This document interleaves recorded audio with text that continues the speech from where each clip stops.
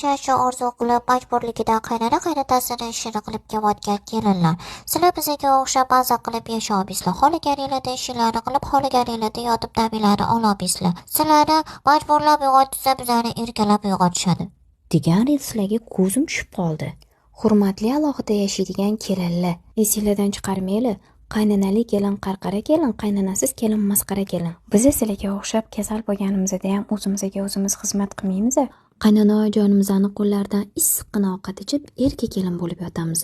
Hurmatli kelinlar, unchalik qaynonanglarni yomon ko'rmanglar. Ertadan keyin sizlar ham qaynona bo'lasizlar. Qaynonanglar ham xuddi sizlarning onanglarga o'xshagan ona. Bugun nimani eksanglar, ertaga o'shani o'rasizlar. Bekorga yetishmagan, qarisi bor, uyi parisi bor deb. Men qaynona onajonimlarni juda ham yaxshi ko'raman. Bolalarim kasal bo'lganda, o'zim kasal bo'lganimda faqat qaynona onajonimlar kunimga yaraydilar. Tak что alohida yashaydigan kelinlar ko'pchiliklarni o'zingizga yetinglar. Kelajakda yaxshi kelinni olmoqchi bo'lsanglar, qaynonanglarning roziligini olinglar, chunki bu dunyo qaytar dunyo. Qaynanajonlar, nima dedinglar, gapim to'g'rimi?